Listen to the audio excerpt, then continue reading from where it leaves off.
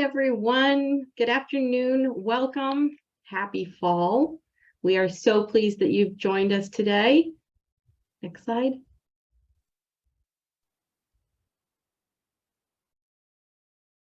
My name is Kathy Leibowitz. I serve as the chair of the RAC Communications Subcommittee. On behalf of our colleagues on the subcommittee, welcome to the October 2022 RAN meeting. I can't believe we're doing this already. Next slide, please. A few notes as we get started. We are recording the meeting. The presentation and slides will be posted online. This is a Zoom webinar. You are in watch mode. Chat is disabled. Please use the Q&A feature to submit questions. We will do our best to answer them during the meeting. And if not, it's fodder for future communications. Live captioning is available, and you can turn it on or off using your settings in the bottom of your Zoom screen. We want to acknowledge that the university is located on the territory of the Anishinaabe people. We also acknowledge the sovereignty of tribal lands, and we reaffirm contemporary and ancestral Anishinaabe ties to this land, as well as the profound contributions of Native Americans to this institution. Next, please.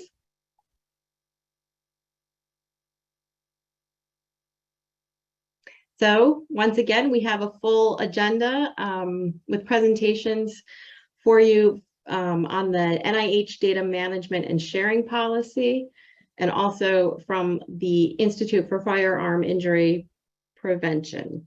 We also have central office updates and one from our RAC DEI work group. Next, please. I want to take a moment to recognize all of the volunteers who made the virtual networking pilot sessions that we held over the summer a resounding success. It definitely takes a village, and your efforts are noted and appreciated. Next, please.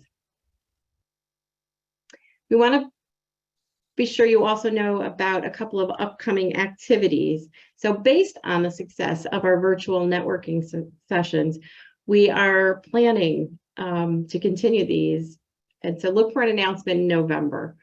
We're hoping to start those up pretty soon, definitely by the first of the year, if we can't get it out there sooner. Also, the RAC subcommittee survey is coming out soon in early November. So please look for it, and please participate.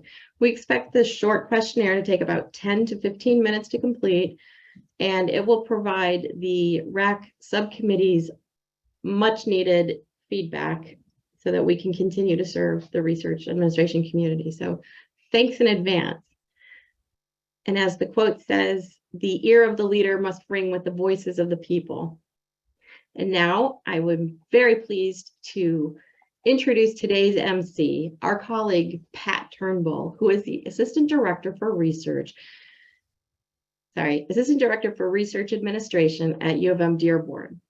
Pat has been a staff member at U of M for over 26 years. She started her career at the School of Public Health on the Ann Arbor campus before she moved to the Dearborn campus in 2005. Pat was one of the first certified research administrators at U of M, which she accomplished in 2011. She has continued to pursue her passion by obtaining her master's degree with a focus in research administration in 2017. She's a longstanding and active member of both SRAI and NCURA. Outside of work, Pat recently celebrated her 25th wedding anniversary. She has a son working toward his master's degree at U of M Dearborn, and is an animal lover with 2 dogs, 2 cats, and a hermit crab. Also, she is a member of Voices in Harmony, a local chapter of Sweet Adelines International, which is a women's organization for a cappella barbershop harmony. Although if you get her into a car, you're going to find classic rock on the radio.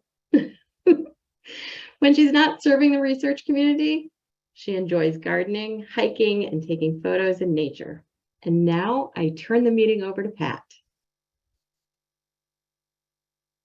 Thank you so much, Kathy. I was so excited that you and the communications subcommittee invited me to MC for this, and I'm really honored to be helping with today's RAN meeting. And hello, RAN people. So glad you are all here.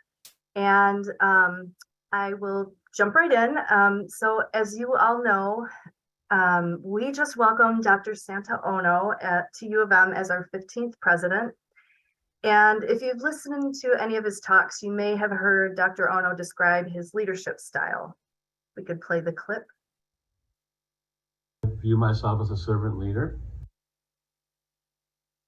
I view myself as a servant leader. A servant leader. So back in August, I was at Ankura presenting with my colleagues Nick Prier and Melissa Carvey, who you will see later and who you see right here on the screen now. And while we were there, we were scoping out the new president and seeing what Google had to say about him. And we came across a few things where Dr. Ono was talking about being a servant leader. And we thought that was really cool because the title of our presentation at Ankura was A Research Administrator's Guide to Servant Leadership. And so there you see the three of us in front of our presentation. And by the way, Nick and Melissa are taking this to SRA in Vegas next week. So if you're going to be there, you should definitely go check it out. But in honor of President Ono, I'd like to share a little bit about servant leadership and how this can apply to a research administrator, whether you are a brand new associate or a 20-year veteran manager. And you may have heard of servant leadership. This is a philosophy that's been around for many years, but essentially servant leaders focus on helping people develop and perform at their best. So normally you hear servant leadership discussed in the context of management, but for research administration, I really think it can be flipped around to apply to anyone at any level in the profession. And you might be thinking, what? Servant? I'm not anyone's servant. Well, even at the highest levels of leadership, such as the president of the #1 public research university in the country, you are in a position to serve others. Or you might be thinking, I'm the most junior position in my department. I've only been here, a short period of time. How can I be a leader? Well, the servant leadership model shows us that by serving, we lead, and by leading, we serve. And we'll come back to this shortly, but right now we're going to hear from Sarah Samuel, who is here to tell you about the new NIH data management and sharing policy. Sarah is an informationist at the Taubman Health Sciences Library. She is a liaison to the Hematology and Oncology Department and the Radiation Oncology Department, as well as the Rogel Cancer Center and Taubman Institute. Her work includes helping people navigate data management and sharing plan requirements, develop an online researcher presence, and understand research impact indicators. Prior to her current position, she was a research analyst for a think tank that researched the future of manufacturing in the United States. And she was also an engineering librarian for 7 years. So take it away, Sarah. All right. Thank you so much, Pat. We can go to, yep. Okay. All right. Good afternoon, everyone. So once again, my name is Sarah Samuel. I'm an informationist at the Taubman Health Sciences Library, and I'm going to provide an overview of the National Institutes of Health's new data management and sharing policy. And I'll have some time after my presentation to answer questions. So I encourage you to submit any that you have using the Q&A feature. So the new data management and sharing policy, or DMS policy, was introduced with the goals of advancing rigorous and reproducible research and promoting greater public trust in research. Another goal is that the policy will promote better data stewardship, where data management and sharing are really viewed as integral parts of the research process and are adequately planned for from the beginning of a research project. The policy was developed with public input and was released in October of 2020, and the policy goes into effect on January 25th, 2023, which is this coming January. So the actual policy states that all NIH-supported research that generates scientific data is required to have a data management and sharing plan, which is to be submitted with the grant application. While it's not required to share the data, it does expect that applicants will attempt to maximize appropriate data sharing. Researchers are expected to comply with their plan as well, and it will be monitored at regular reporting intervals. For those that are sharing their data, the policy encourages the use of established data repositories. The policy also notes that scientific data should be made accessible as soon as possible, but no later than the time of an associated publication or the end of the performance period of the award that generated the data.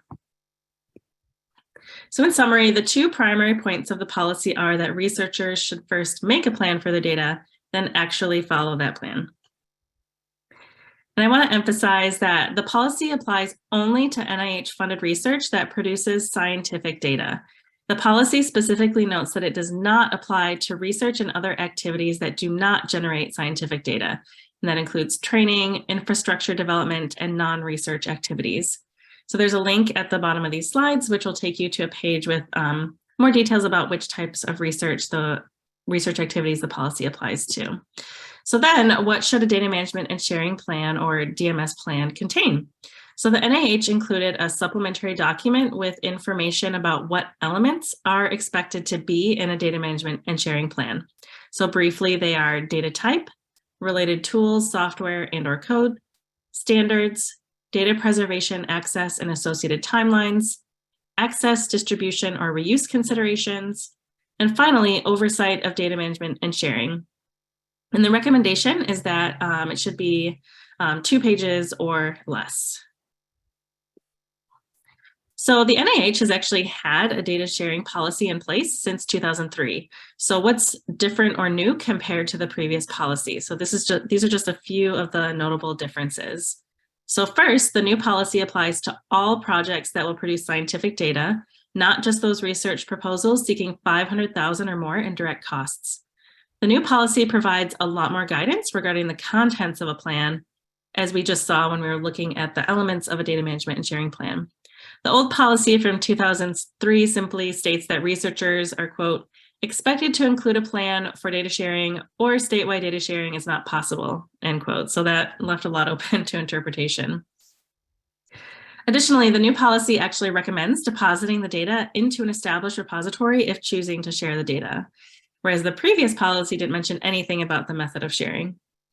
And another notable difference is that the new policy explicitly states that there are allowable costs which should be written into the budget. And this wasn't the case with the previous policy where nothing was mentioned regarding the budget. And finally, compliance will likely be more rigorously monitored. The previous policy didn't have a section outlining compliance or monitoring, whereas the new policy explicitly includes a section covering compliance and enforcement. And they note that non-compliance may affect future funding decisions. And again, this doesn't cover all the differences, but those are some of the main ones. And in summary, these changes really show how the NIH is increasingly viewing data as a valuable research product that should be shared as widely as possible, and they really want it to be well planned for from the beginning of a project. So practically, what does this new policy mean for researchers? So one thing that will change for many is that they will need to consider how they will share their data before even starting a project.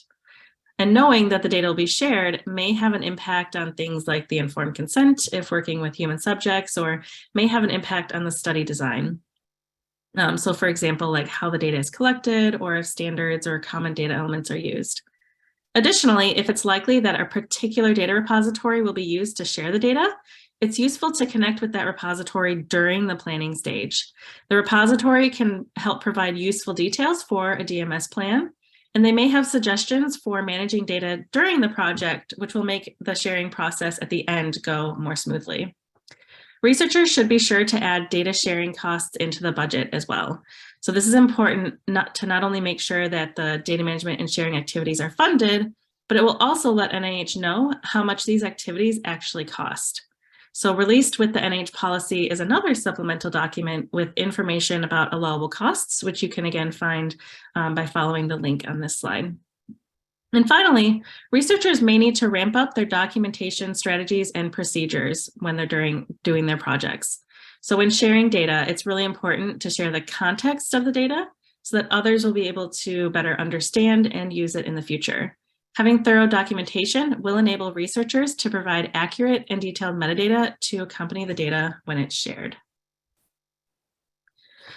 So some of you may be wondering, how can I advise researchers on their DMS plans? So I have 3 suggestions. First, you can recommend that they review the resources provided directly from NIH if they haven't already done so. It's always a good idea to hear directly from the funder what they're looking for with regard to these plans. So the NIH actually put together a webpage with information about writing a data management and sharing plan, which is linked to from there. So this is a screenshot of that, the NIH webpage where they talk about writing a data management and sharing plan. And it includes information about how to write one, how to submit them, what the format should be, and it also includes a link to some of the frequently asked questions on the right side of the screen. My second suggestion is to point them towards the page that we put together at the library, which includes links to NIH resources, but also includes some embedded videos and links to example plans. So this is another really great resource. So this is a screenshot of the top of our NIH page on the library's guide about research data management. And the top part of the guide has a short description of the policy, links to NIH resources, and then it's followed by some embedded videos that provide an overview of the policy and also answer questions about the policy. It also includes some links to example DMS plans on the left side under the navigation. It's a really great one-stop shop to get the links to the most useful NIH resources about the policy, as well as informational videos. And this page is kept updated by me. So as the NIH releases additional information or documents, we'll be adding them to this guide. And finally, what many researchers may need is just a little bit of encouragement or someone to talk to about their DMS plan. So you can encourage them to start early on writing their DMS plan so that they have time to explore their options and make decisions about what they will include in their plan. If they will be sharing their data, starting early will give them time to connect with a repository if needed as well. And they are also welcome to reach out for a consultation to either the Taubman Health Sciences Library's Research Data Core team at THL Research Data Core at umich.edu, or the main library's Research Data Services team at Research Data Services at umich.edu. And one thing that I want to acknowledge is that data management and sharing is hard, as is writing a data management and sharing plan if you haven't done it before. Many researchers didn't explicitly learn this during graduate school, and often techniques and methods are learned on the job, picked up from advisors or colleagues, or cobbled together last minute to meet funder or publisher requirements. Writing a well-constructed data management and sharing plan requires decision-making and thinking through to the end of a project before the project has even begun. And I only talked about the NIH policy today, but there are many more data sharing policies that exist from different funders and publishers. A lot of the work around data management and sharing involves changing research culture and workflows. And here at the University of Michigan, the Research Data Stewardship Initiative was established just earlier this year with the goal of helping our researchers better prepare for and meet these evolving data management and sharing requirements from the various funders and publishers. So the main goal of the Research Data Stewardship Initiative is to support U of M researchers in managing and sharing their research data to improve transparency, rigor, and impact of academic research. So this work really includes partnering with units across U of M in order to establish a working group that coordinates training and educational materials for the research community. We launched a new online portal which aggregates university-wide resources and guidance to help researchers identify different options for archiving and sharing data, and also providing tools to help navigate some of these new federal requirements when preparing grant proposals.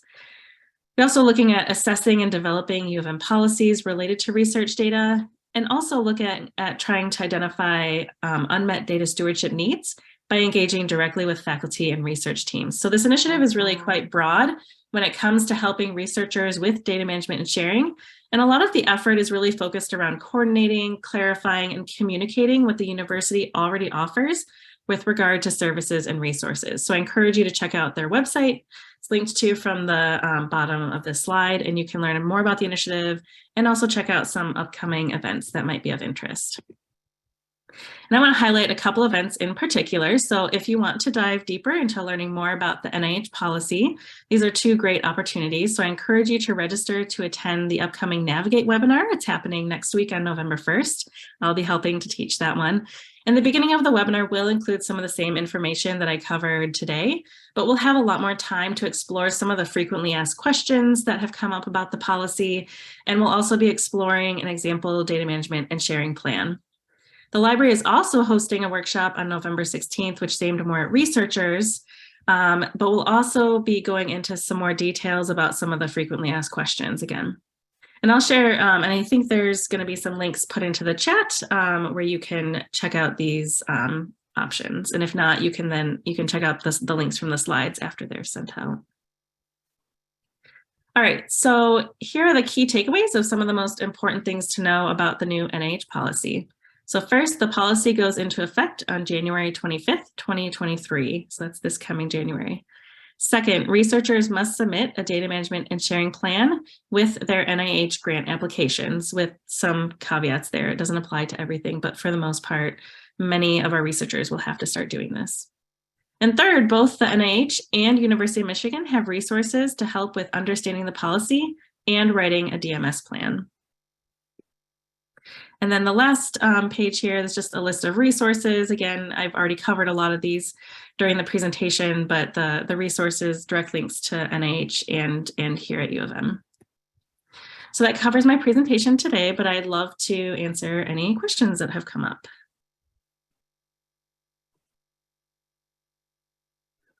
So it looks like, Sarah, we have just one question, which is, can you please include the links from your slides on the data sharing resources in the chat? And so since there are a lot of them and not to overwhelm the chat, we'll sort of point to the fact that we circulate everything after the meeting. It will also be available on the RAN meeting website as well. And I see Perfect. another question came in about getting a copy of the slides. So yes, we will make sure to circulate all of the slides and information after the meeting. Awesome, thank you.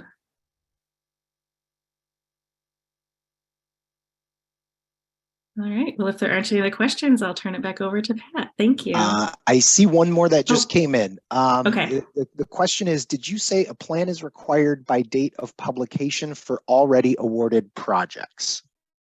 No, so this new policy goes into effect on January 25th for any new applications that are submitted on or after that date. So it doesn't apply to projects that are already funded, unless I say that, but that being said, I know that there are some institutes and centers who might be trying to start to use this new format. So that is something to be in communication with the program officers that you're working with, just to confirm if they want something or not. But in general, it's applicable to only new projects on or after January 25th. All right, that's all the questions. All right, thanks so much. Back to you, Pat. Thanks, Sarah. Great information and recommendations to help us prepare for this new policy. And I know everybody's really grateful that you and your team will be there to help with questions when this goes into effect. I loved, my favorite slide was make a plan, follow the plan. What a concept. So Sarah also just presented a great example of how research administrators can be servant leaders. I have my next slide, thanks. But instead of focusing on the word servant, which I know seems like a weird word to a lot of people, let's just talk about what it means to be of service to others. And I want to quote from an article that I'll share at the end of the meeting that says this: consider another definition of serve, which would be to be of assistance to promote the interests of, to fight for, or to aid another. This implies something further, a more noble purpose and a sense of responsibility to others. So I really like this quote, and when I was first learning about and reading about servant leadership, that really helped me think about it in the proper context. So as research administrators, one of the primary functions of our profession is to support researchers so that researchers can focus on the science.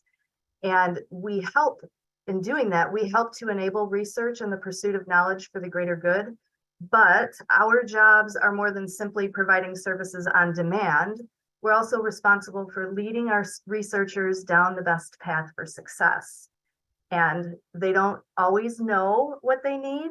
So it's our job to make sure that those needs are monitored and managed.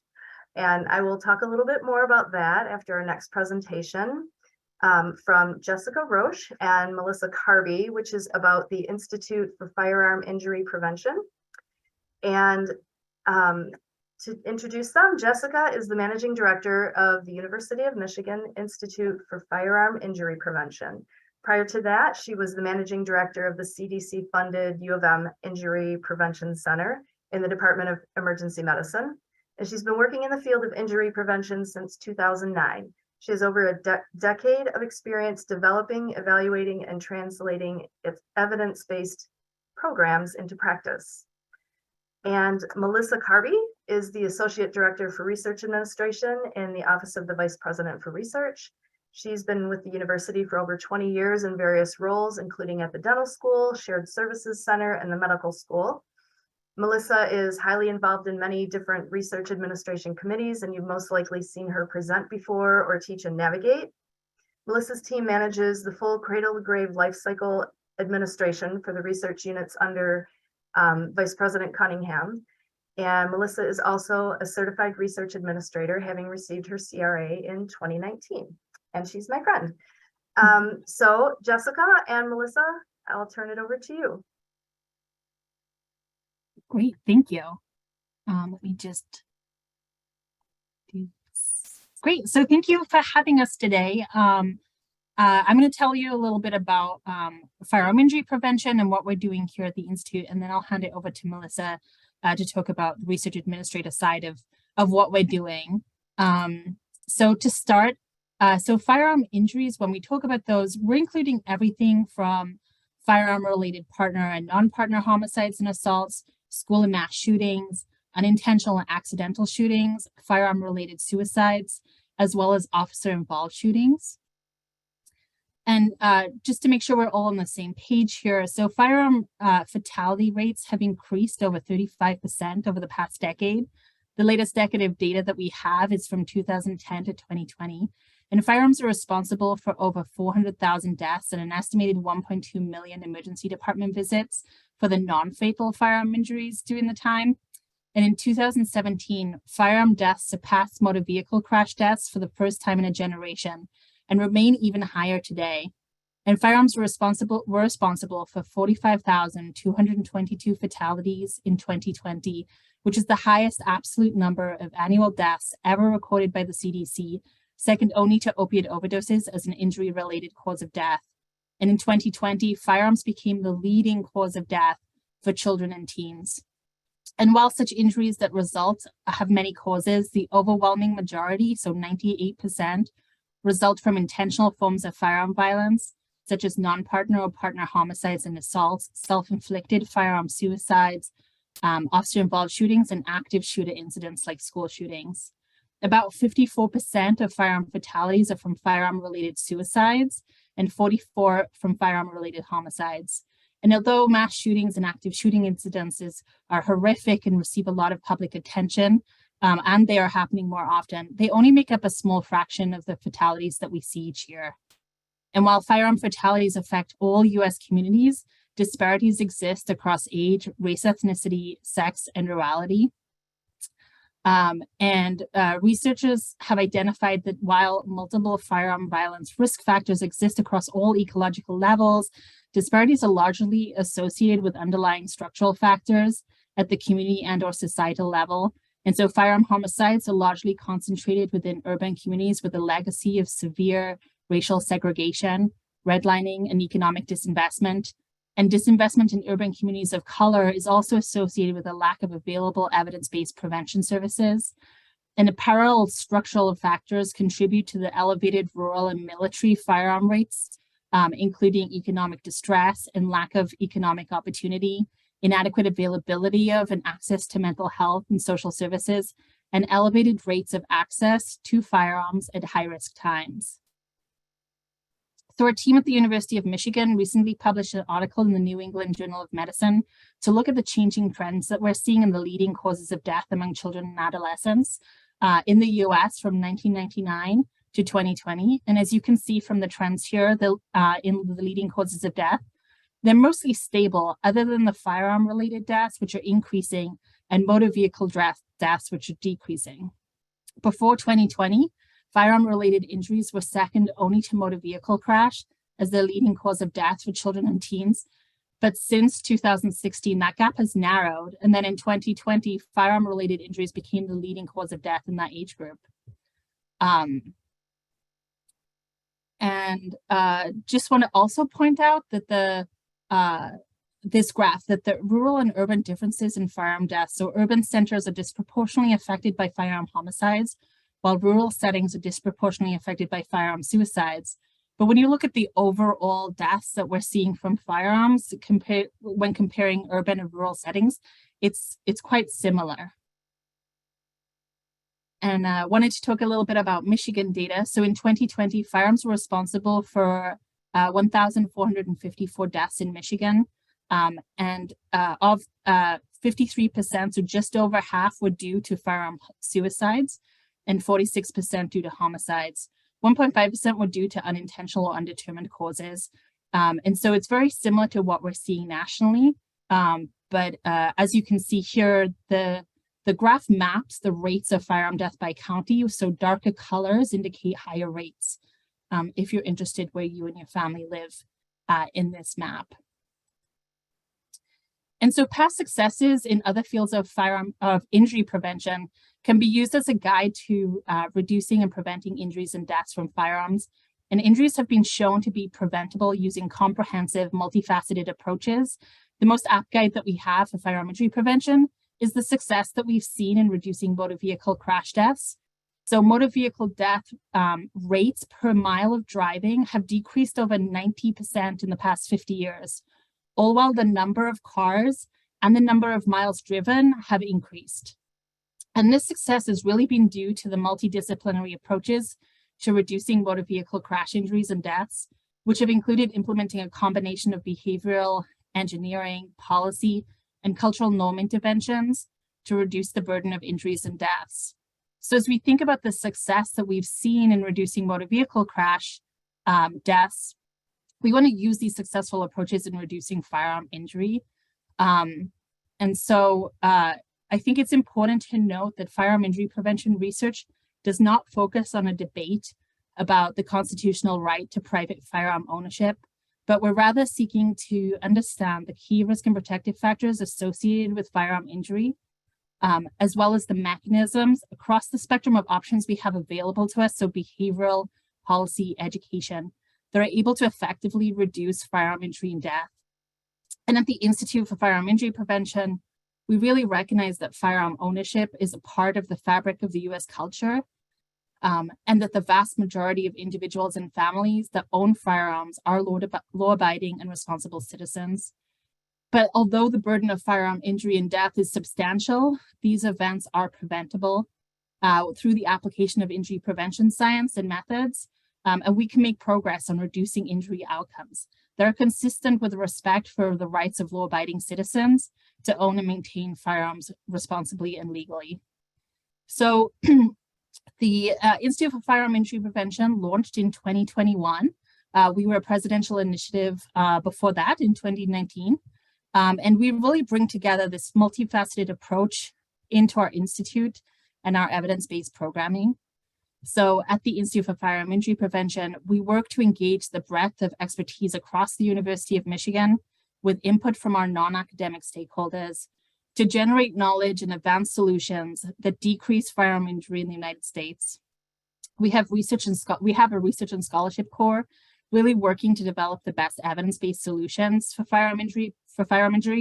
We have a training and education core where we're really working to expand the pipeline of researchers, trainees, and practitioners in the field. We have a community engagement core working with communities that are most affected by firearm injury so that they are both part of the solution, part of the research development, and part of the implementation of evidence-based work in the real world. So that any solutions that we develop don't just work in a research setting, but are also working in the communities that need them the most. We also have a data and methods core really working to coalesce all of the available data we have to evaluate programs. We have a data repository. So if any of your projects are working on anything to do with firearms, we have a repository that data could go into. We also have a policy core that's working to evaluate firearm policy impacts. So preventing firearm injuries, as I said, requires a multidisciplinary, data-driven and ecological approach that really recognizes the needs and concerns of multiple stakeholders. And there are a multitude of settings that are necessary to reduce firearm injuries, including programs within families, schools, healthcare settings, community settings, and those involving public policy interventions. There's also a significant need to improve our current data infrastructure to both understand the key drivers of the problem, as well as to understand whether programs that we have implemented are having the intended effects. So the key to preventing firearm injury and death is to develop an evidence base to ensure that the most effective interventions are being implemented and finite resources are not being exhausted on low yield programs that do not achieve the intended goals to reduce firearm injury and death. The Institute has 6 main domains of interest, which focus across the translational spectrum. So we focus on everything from firearm related suicide to community violence, to school mass shootings, to intimate partner violence, to unintentional and accidental injuries, as well as lethal police force. We also have projects and programs happening across the country, but I really wanted to highlight some of the work that we're currently doing in Michigan, as well as some of the active projects that we have going on. We recently, this year, received a T32 training grant, the first in the country, really solely dedicated to firearm injury in particular. We also just received an NIH Data Coordinating Center grant. So we're the only place in the country right now that's really coordinating data around firearm injury prevention community interventions. And I just wanted to highlight some of our evidence-based programming so you get a sense of the types of things that we do. We have a program called Safer Teens, which is an evidence-based brief intervention that is designed to reduce youth violence, and it has been shown to reduce youth violence up to 12 months post-intervention. This is an intervention that happens one-on-one with youth when they seek care in the emergency department, and we've also implemented this in primary care settings. We're working with different groups around the country and around the state to implement this into their healthcare settings also. So vacant lots present an opportunity to redefine and reclaim spaces to create safe and thriving communities. And a lot of the work that we've done at the Institute and faculty that have done at the Institute have been really working to evaluate these. And we found that community greening can lead to a decrease in firearm assaults and robberies, decreased vandalism, and residents often report feeling safer, less stressed, and being able to have more exercise in communities when we've done these community greening projects. So at the University of Michigan Institute, we've developed implementation packages that communities can use to conduct this work. And our hope is that this guide will really inform individuals, organizations, and decision makers about the essential aspects of vacant lot greening and help them to implement more strategic and successful programs and projects. We also have a project called Youth Empowerment Solutions, which is an evidence-based after-school program that empowers youth to make positive changes in their communities and to work with adults to support their efforts. The goals of the YES program are to provide youth with opportunities for meaningful involvement in preventing youth violence and create community change, to enhance the ability of adults to support youth in an empowerment framework, and to change the social and physical environment to reduce and prevent violence, and in particular, youth violence. We also know that firearm access by high-risk individuals at high-risk times is the biggest modifiable risk factor for firearm injury. And studies have shown that the single greatest risk factor for pediatric firearm injuries is firearm access, whether that be in the home or in places where children spend the most time. And so decreasing access through locked storage can decrease the risk and reduce firearm deaths and injuries. And so we've been working with clinicians and communities to develop evidence-based programs to deliver best practice education and training on safe storage and lethal means counseling to remove access to firearms during these high-risk times. We've developed educational training videos for clinicians that are available on our website.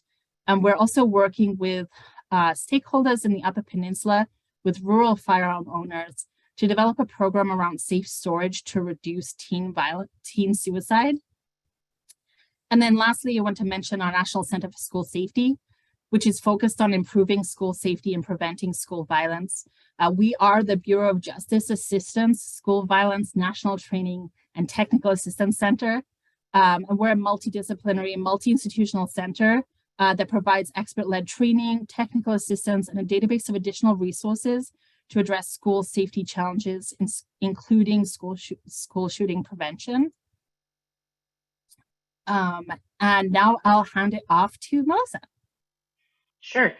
Really quickly, there's one question that popped up that I will pose to I you, cannot see Jessica. questions. That's Yeah. okay. That's fine. And the question is the Institute affiliated with the Sandy Hook organization at all? Yes. So we have funding from the Sandy Hook Foundation through the National Center for School Safety, and work very closely with them. The team recently published findings from a big randomized control trial of the effectiveness of anonymous reporting systems that was funded through the Sandy Hook Foundation. So yes, very closely related with them. Okay, great. All right, so as Jessica said, I'm Melissa Carby, and I'm the Associate Director for Research Administration in the Office of the Vice President for Research, or OVPR. Yes, we are OVPR. So FYI, I know over the last few years, we've toggled between, but OVPR is what we're going with right now. You can go ahead to the next slide, Jessica. So I wanted to give everyone attending a little bit of an idea of the current setup that we have for supporting the research units that roll up under VP Cunningham and OVPR. So we are a centralized research administration service, and we perform the full life cycle administration support of all grants for the research units at OVPR. So that is pre-award all the way through closeout. Specifically for the Institute, they're just over a year in being stood up as an institute. And so when you have a brand new institute, there are more things that you may do for a brand new institute that you may or may not do in a typical academic unit. But some of the things that we cover and handle for the Institute is all of their effort appointments, projections, budgets, proposals, and as well as working through complicated funding mechanisms. Right now, the funding climate for firearm injury prevention research is quite hot. And a lot of the funding is coming from the National Institutes of Health, but there are also many foundations and private individuals that want to donate towards this research. So the proposals that we prepare for the Institute range all over the spectrum as far as what rules we have to follow. In addition, we help liaison the Institute with the schools and colleges. So institutes and how they're typically set up at U of M, especially if they're at a central level like they are at OVPR, there's many touch points with the academic units. As we know, all faculty have their academic research, and they have to balance their academic research with their institute research. So there's a lot of communication back and forth with the schools and colleges to work through some proposals that may be in the gray area of does it meet the academic research goals of the particular faculty member, or is it a center-related research grant that should run through the center? But one of the things we try and keep in mind is bench research is in the academic units, whereas what we call it infrastructure for the Institute, and that is really to run the Institute, to run things like the Coordination Center that Jessica just mentioned, and other types of grants, and the training grant is another example. We also help liaison the Institute with our central office partners to work through complications or changes that are needed. On our team, we have an eye for service. You saw my picture earlier that Pat shared from the presentation that we did at NCURA. And service is one of our most important aspects of what we do. And I will say that good service does include saying no every once in a while. It's not bad service to say no, and just keep that in mind.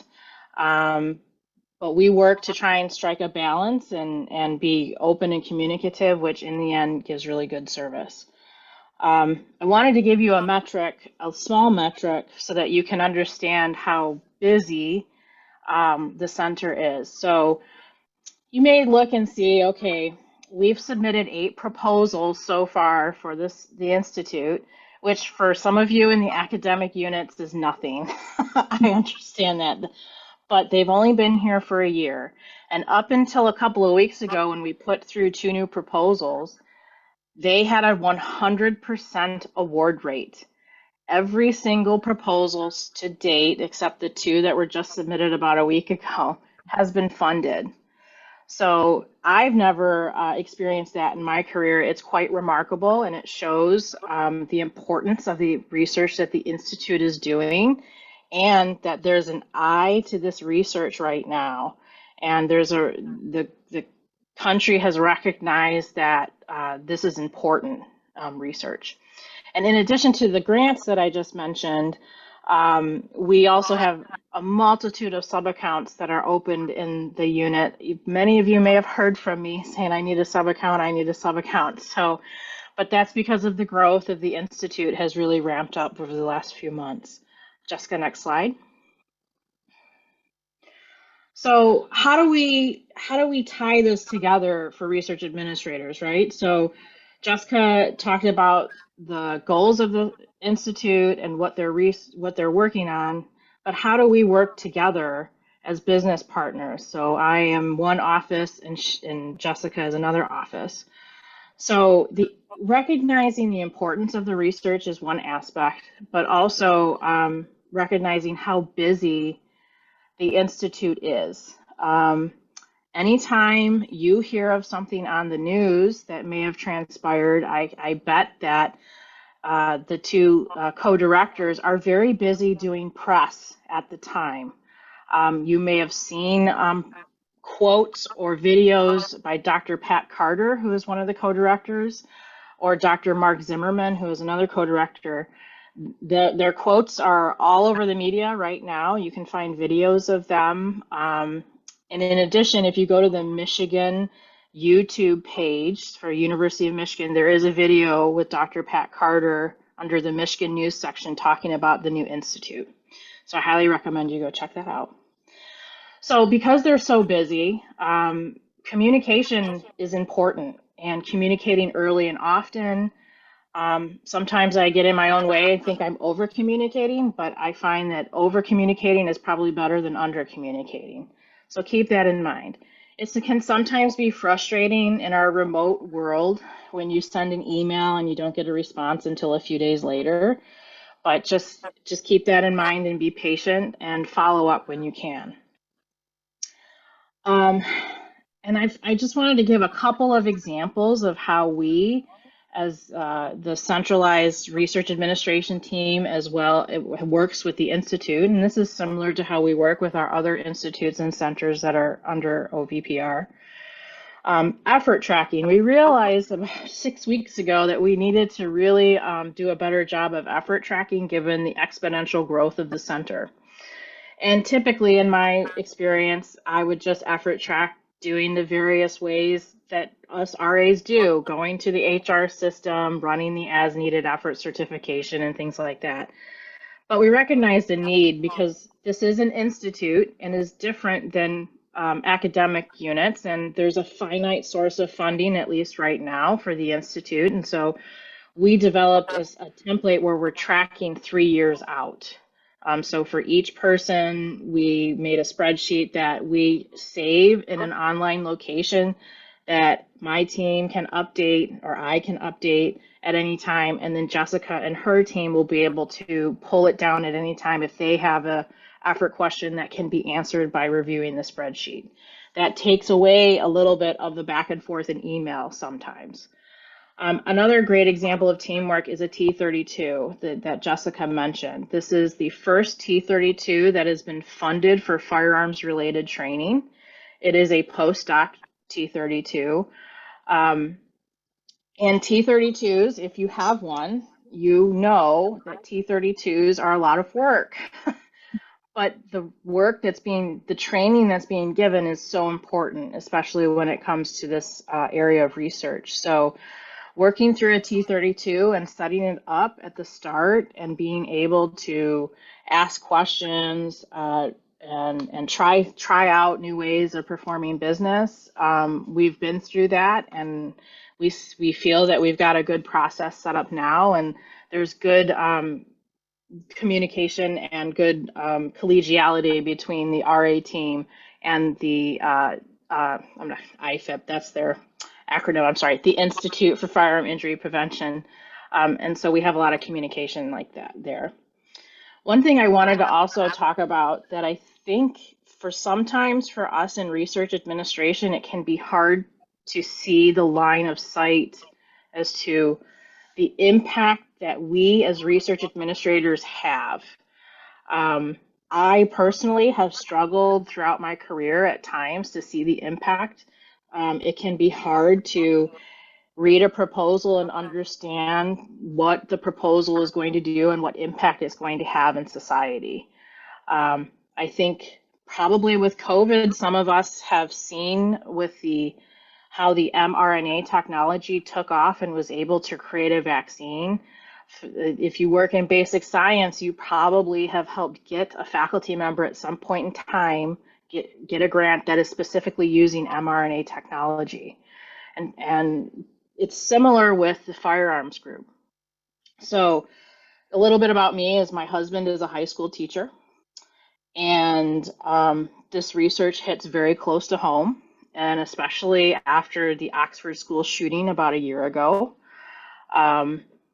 And having the access to the firearms group to be able to ask them questions, to better understand where the research is going, their pronged approach for how they're going to attempt to update and change the rules and safety guidelines when it comes to firearm prevention is important.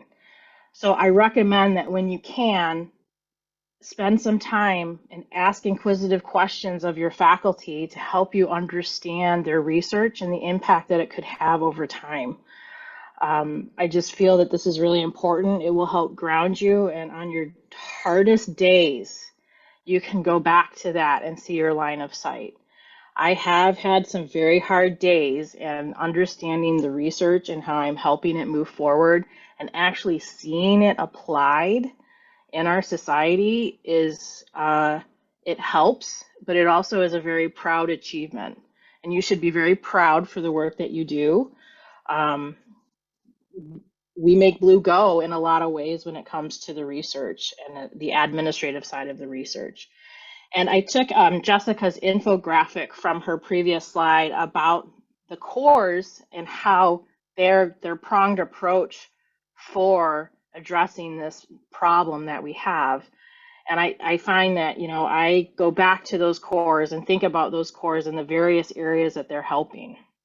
Also, if you know of any media that your faculty have done, any videos, any news articles, because sometimes the scientific papers are a little bit difficult to understand, seek those out and read them so that you can better understand. Having a better understanding and having your line of sight, in the end, in my opinion, helps you give better service to your faculty and centers, and vice versa. So that's a little bit about how we work together. Yeah, that's it. Do you guys, are there any questions? Any additional questions? Here is the website for the Injury Prevention Center, Firearm Injury Prevention Center. Sorry, I keep saying center, Jessica. I know your institute. I'm sorry. And they also have a global email that you can reach out with any questions. And if there are no questions, I don't see any in the chat, or I'm sorry, in the Q&A, we will turn it back over to Pat.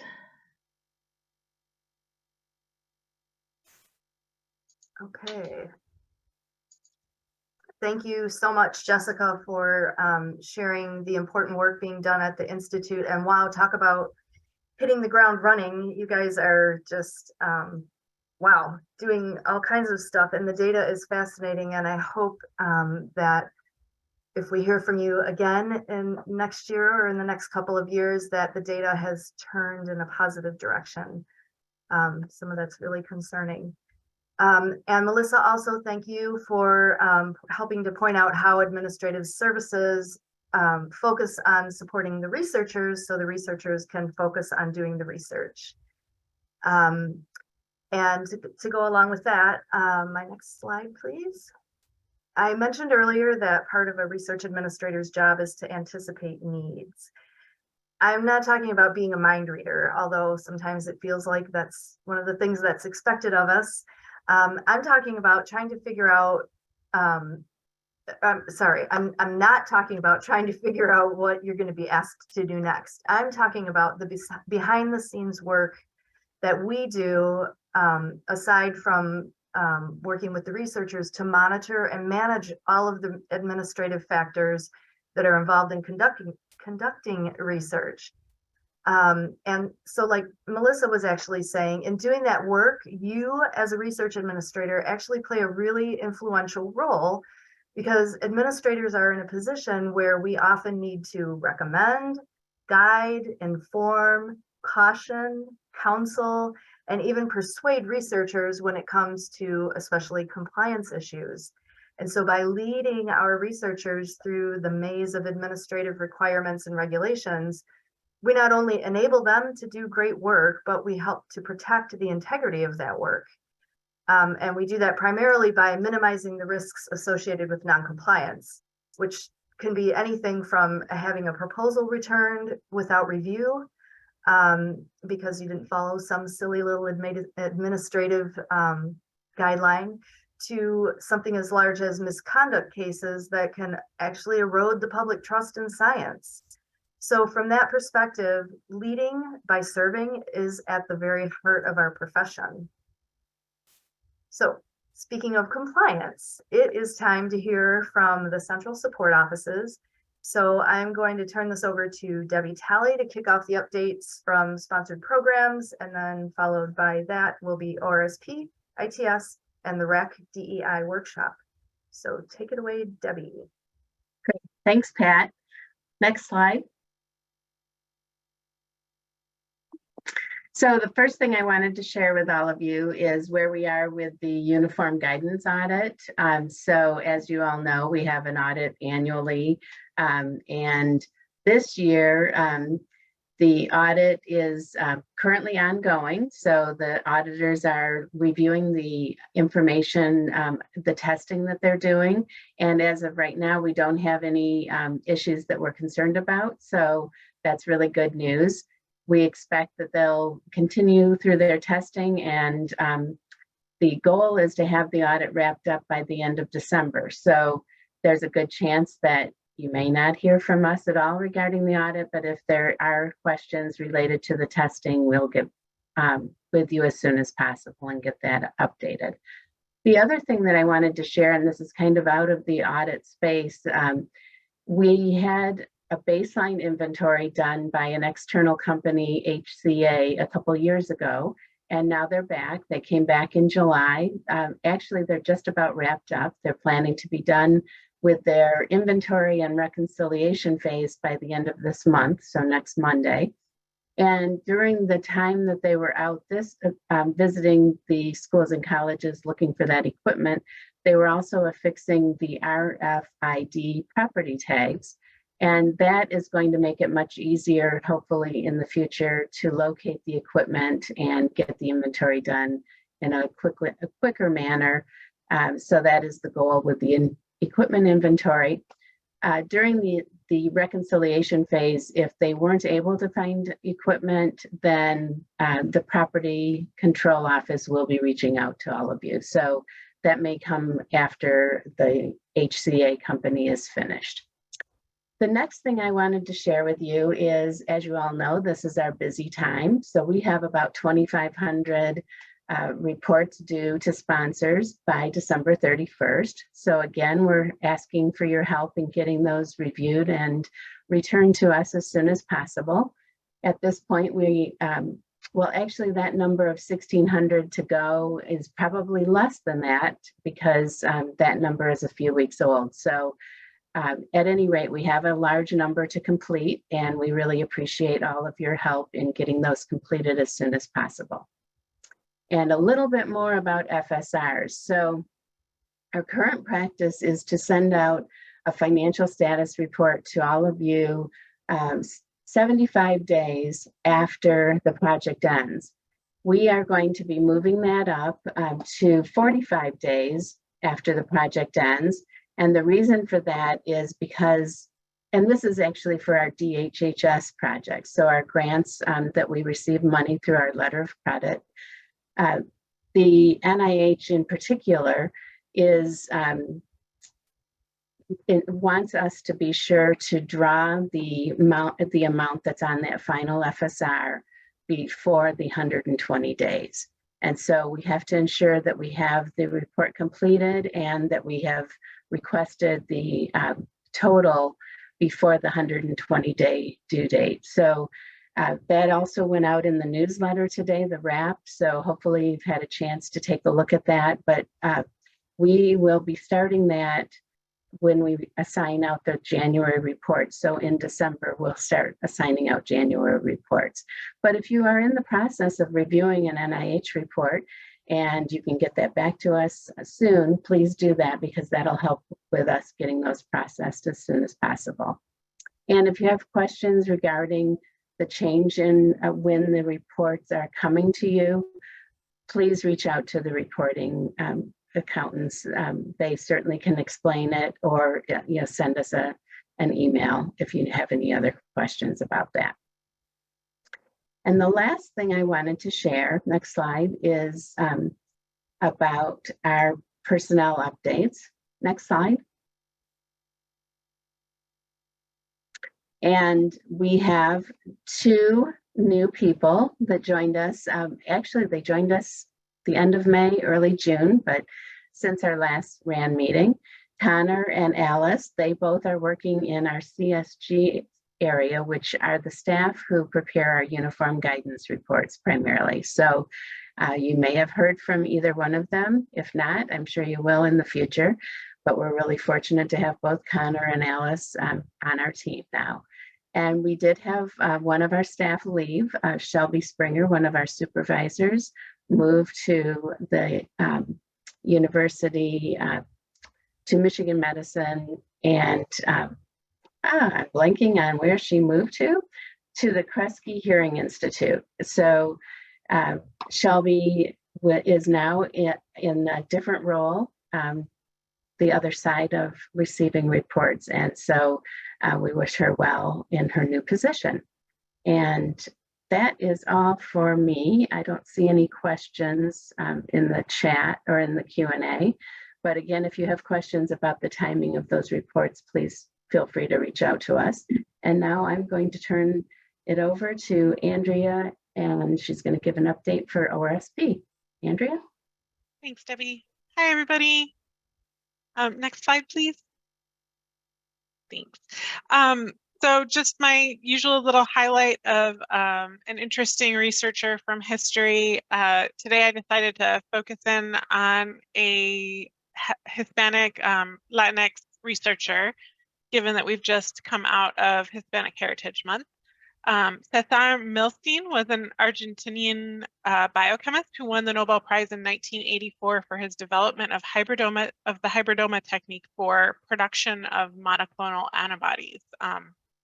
Interesting little tidbit considering what monoclonal antibodies have done for us recently across the globe. Next slide. So we've got some sponsor updates. First and foremost, we are seeing an uptick in sponsor scrutiny on deadlines and missed deadlines for final reports in particular. We have been getting notices, particularly from ONR and NIH, very quickly after deadlines have passed, and in some cases on the day of or the day before deadlines, notifying us that reports are overdue or are about to be overdue for grants that have ended.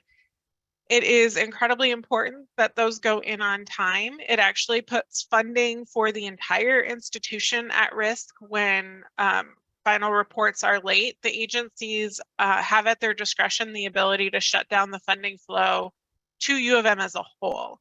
So one researcher being delinquent can actually impact the entire institution, and that's important to know, the level of consequences that might be leveled against the institution if a report is late. So we just really want to encourage you. The agencies are looking even more closely at this now. There's pressure from above, from legislators about this, to make sure that reports are coming in on time when grants end. And so we need to be as diligent as possible about making that happen by the deadline.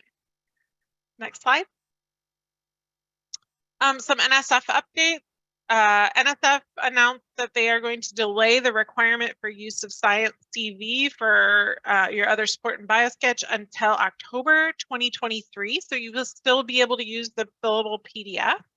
However, we certainly want to recommend people adopt that earlier rather than later, but it will not be required in January as was originally indicated. So they've pushed it out till October of next year. We've got another year.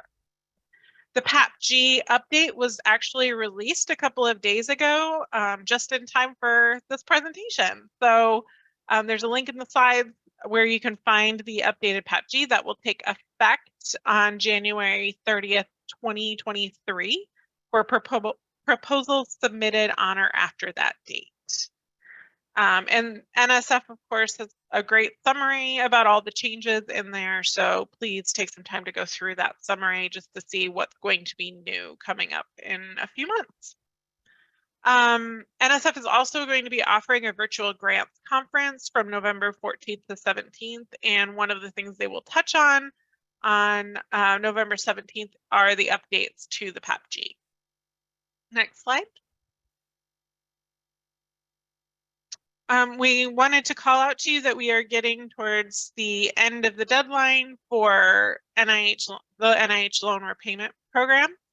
The cycle is open until November 17th, and Amanda Reel in ORSP is the business official for this program. So she needs to be listed on the application. Her Commons ID is listed here on the slide, and you can of course check our website for more information. And I believe there was information in the recent wrap about this as well. Next slide, please. And my cute little U of M squirrel. Next slide. Thanks. So just a couple of highlights here. U of M reported a record $1.71 billion in research expenditures in the, I believe that was in the HERD reporting for FY22. You can visit the research portal for more detail on this, but for an idea of volume of work that's going through the central offices at the institution, 7,500 proposals were reviewed and submitted. 2,700, a little over, new awards were processed, and a little over 2,000 unfunded agreements were processed. Next slide. We also wanted to let you know the RAC process subcommittee has updated the roles and responsibilities document over the course of the last several months. And those updates are now live on the website. So you can go out there and check them out, see if anything has changed. I can tell you there were some changes just because there's been new responsibilities added by the federal government in the years since these were originally rolled out. So it's definitely a good idea to go out there and take a look. Next slide. We also wanted to highlight, because we know there are so many new research administrators across campus right now, the different training resources that are available through our partners across campus. ITS has some incredible job aids out there, and you can find a link to them on our website and here in this slide. If you want to go and check those out, they've got great process guides about how to navigate ERPM out on the web. There are also on-demand videos and webinars available on our website. ORSP does purchase webinars from Incura and SRAI, and make those available under password protected login to the entire campus whenever our license to that webinar allows us to do so. So there's lots of good resources out there from our national professional organizations, and we would welcome you to go check those out and see if there's any training topics you'd like to review out there. Navigate has some great on-demand resources as well. Their on-demand resources are the Essentials program, and that's all available on the website. Link is provided here. And they have the instructor-led courses that you can apply to participate in. There's a cohort going on right now, but there will be another one coming up in the spring. So link is provided here to see more information about that. Next slide. We wanted to highlight we've got a few new staff members in our office, 2 new project representatives. Shannon is on our private team and Caitlin is on our government team. And they have, I believe, started taking on workloads, and you're probably seeing their names come across in ERPM. So now you can kind of put a face to those names. Polly Sims also recently joined our office on our business intelligence team. They are the folks that help us pull all that data that tells us all the work we're doing. And they respond to reporting requests too that we receive from outside of our office, sometimes for proposal submissions or other work that you're doing out on campus. Next slide. I just wanted to highlight for you, so Craig's final day was, at the end of September. So he has left for his new position at Van Andel Institute. We are currently recruiting for a new AVP in the Office of Research and Sponsored Projects. OVPR has hired Isaacson Miller to facilitate a national search, and that is underway. The position is posted. They are actively recruiting. Interviews are expected to start in November.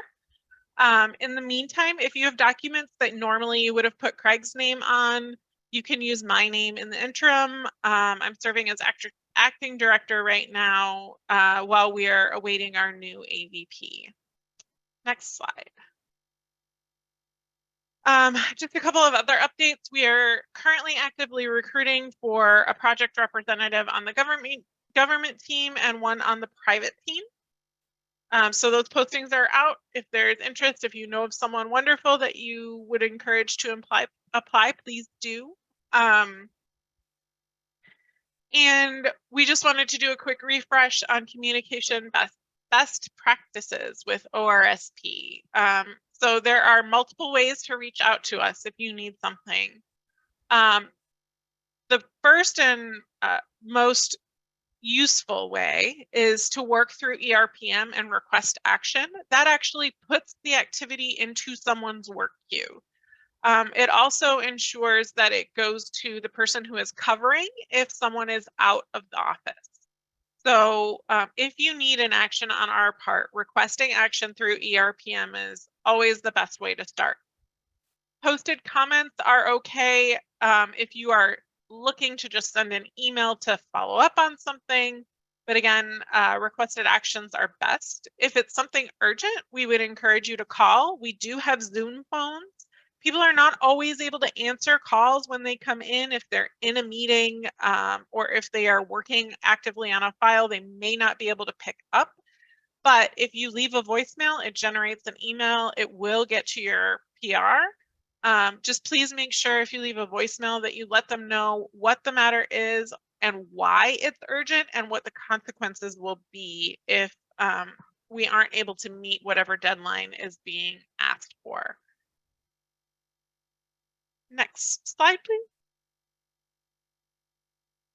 I think that's it. So I'm going to turn it over to Carolyn Pappas in ITS for the ITS update, unless there are questions.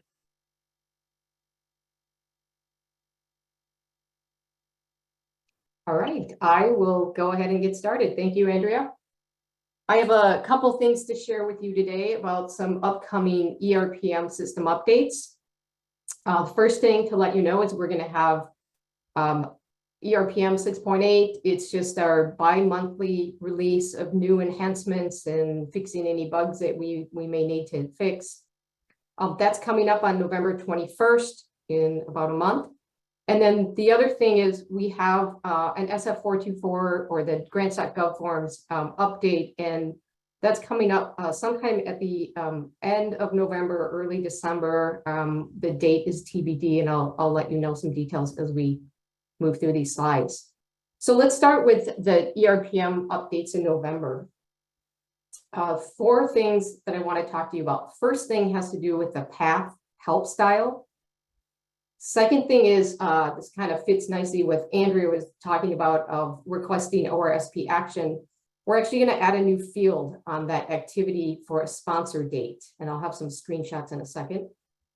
And then the last thing is we've made some slight change to the look and feel of the managed departments page for those of you who are unit liaisons, or if you have the reviewer approver role and you're someone who manages the department sets for people who have access and email access.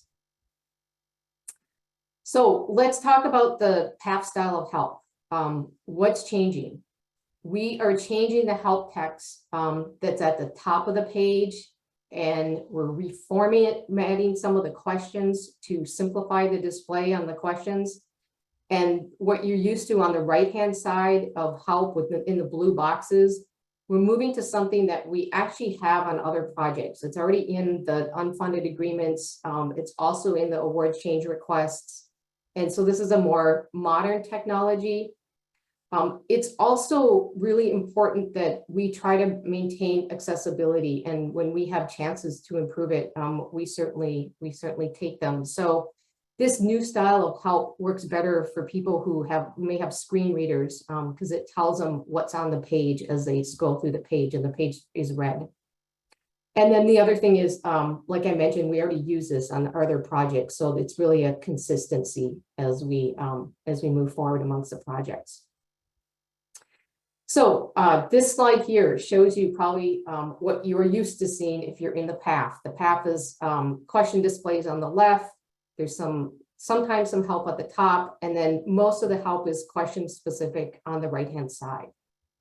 What we're moving to is still some help on the top, but when you read the question, you're not going to have anything on the right-hand side. If you need help per question, you would go ahead and you would click on the question mark.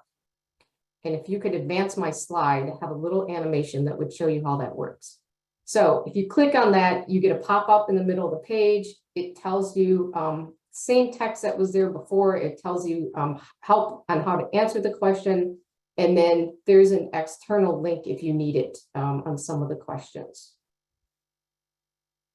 Next slide, please.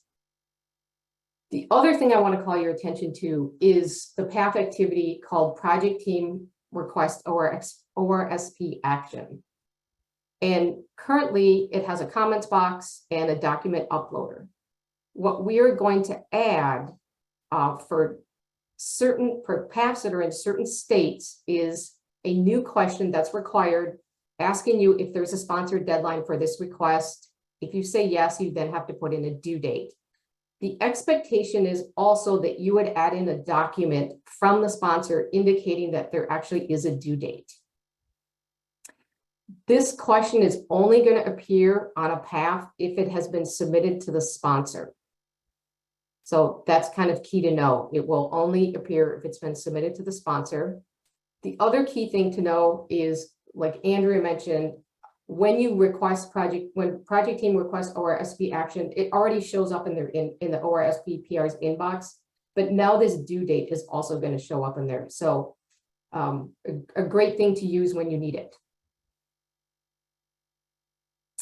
And then the last thing I want to talk about in our upcoming November release is this idea of if you're a unit liaison and you have a lot of units, we currently list all of these in either one of two lists, either department information in need of review or the managed department information. Currently, it includes all active departments and potentially inactive departments where you're still listed as a UL. Inactive means that it is inactive in the Pathways financial systems. So what we're going to do is we're just going to take all the inactive departments where you're still listed as a UL, and we're going to move it to the next tab. And if you would click on the slide, please, I'll move to that one. Same setup, just a different tab. Really, it helps you ignore them if you want to ignore them. If you're someone who wants to go in and clean these up, we just ask you go in and you remove the people from the set.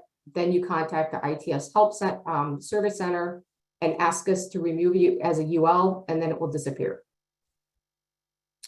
So similar setup for reviewers and approvers. Active departments will appear on top. They're really the ones that should be actively maintained as people come in and out of your departments. The inactive departments, same thing. You can either ignore it or you can choose to clean up and edit the sets, and then it will eventually disappear. The next update we are planning to do later in November or early December is the SF424, the grants.gov forms.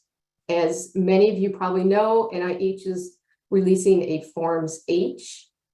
These are for due dates on or after January 25th or January 25th of 2023.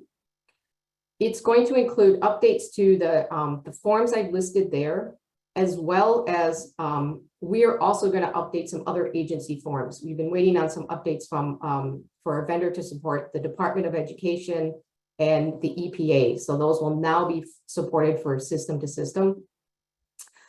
It is important to know that these forms, particularly the NIH forms, even though NIH is going to be updating their FOAs starting this week through, I think, the week of November 25th, you're not going to be able to fill out the forms in ERPM until you get a rapid that says these forms, the Forms H and the other things are now in ERPM. And again, we're going to try to turn that around as quickly as possible. We're hoping to do it at the end of November or early December.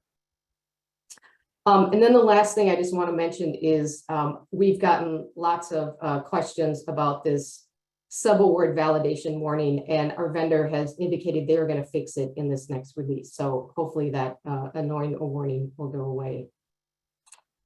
And that concludes my updates today. So if there are any questions, please put them in the Q&A and I will make sure to answer them. But now I'm going to turn this over to Chris DeVries for the RAC DEI workgroup update. Chris? All right. Thanks, Carolyn. Appreciate it. A few quick updates. I'll always, as I do, share our membership here. I owe a huge debt of gratitude to these folks to helping out in progressing our DEI efforts. As a reminder, our mission is to develop, foster, and guide a diverse and inclusive research environment here at the University of Michigan. A few quick updates. Since our last RAN meeting, the group actually compiled a poster presentation for the NCURA National Meeting, which was held in Washington, D.C. back in August. We actually won first prize, and I'm not going to make any comments about the competition because I hear it was fairly stiff, but we won first prize in that poster competition.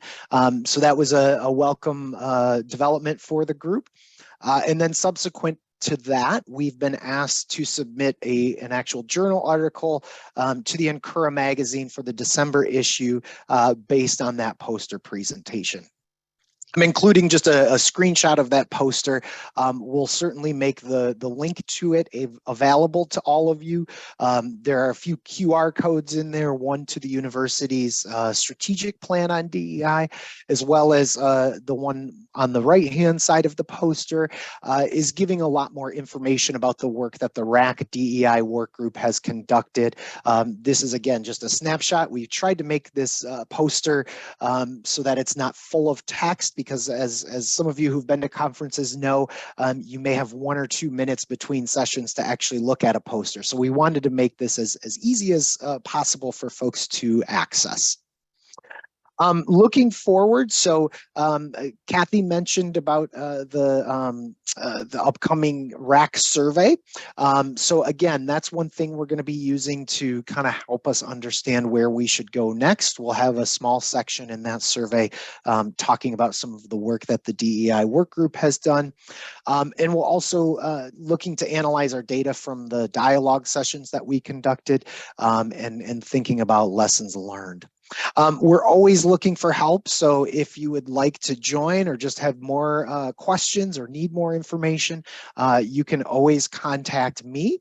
And that's all I have for my update for the RAC DEI work group. And at this point, I will turn it back over to Pat. All right. Thanks, Chris. Great work that you guys are doing. And thank you to Carolyn and Andrea and Debbie and to all of the central offices and everyone in them who does all of this work to support all of the work that we all do to support research at the University of Michigan. And I also just would like to say thank you again to Kathy Leibowitz and the RAC Communications Subcommittee for inviting me to MC today. I was really excited to do this. And thank you to everyone who logged in today. And I just want to put in a plug for my home campus. For anyone who didn't catch at the beginning, that I'm from the Dearborn campus, and it is a beautiful campus. So if you're ever in the area, you should stop by and check it out. Or if you're thinking about going back to school, or you have someone who's getting ready to graduate and is looking for somewhere to go to school, definitely check us out at umdearborn.edu. And in closing, I just want to share a few articles from the Journal of Research Administration on the topic of servant leadership. And really, you know, I've only scratched the surface of what servant leadership is all about. Oh, next slide. Sorry, I didn't realize we're still on that other slide. Oh, should be the slide with the links to the Yep, I apologize. I don't see that one in here, but if you keep talking, I'll pull it up and we can put it up there. Well, if not, we can add it somewhere along the line. Your U of M library access as a U of M employee should allow you to reach these links, but if not, Google is your friend. And I hope that the things I've talked about has given you some perspective and inspiration about your role as a research administrator. Never doubt that the work you do, the work we are doing, matters. So if you want to find out more about the servant leadership as a management style, there's actually a Center for Servant Leadership at Seton Hall University that was founded by Robert Greenleaf, who actually founded the whole servant leadership movement about 50 years ago. And there was also a really succinct overview in Forbes magazine in 2020 that compares traditional research versus, traditional leadership versus servant leadership. Or if you get the chance to chat with President Ono, you could just ask him about it. But I see Chris got the slide up there, and I hope you all will check it out. And now I turn it back over to Kathy. Thanks, Pat. It's always a pleasure. I do want to let everybody know that during the course of the meeting, thanks to the question in the Q&A, the RAC Communications Subcommittee has been working behind the scenes and has posted the slides for today's RAN session are already up on the ORSP website. So check that out. And there will also be a rapid coming out soon, and it will have a link to the video recording and the slides as well. So there's that. So as we begin to close out our time today, we have a short poll about your overall experience with the meeting. If you could let us know how relevant you found things, and we can take that and use it for future planning. So thank you. Looks like we're halfway there in the voting. Not voting, polling. All right. while the poll is continuing, looks like it might have stopped. We find most people found this relevant, so great. If you have suggestions or ideas, as always, please send them to us at ran-plans@umich.edu. I do want to extend my thanks and appreciation to our MC Pat, our presenters, the communications subcommittee, and to everybody who joined us today, because you're the reason we're doing this. So do stay in touch with us on Slack. Please, please, please do the survey when it comes out, and save the date.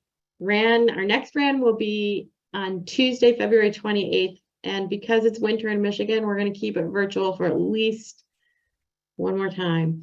So take care, be well, and we hope to see you soon. Thanks.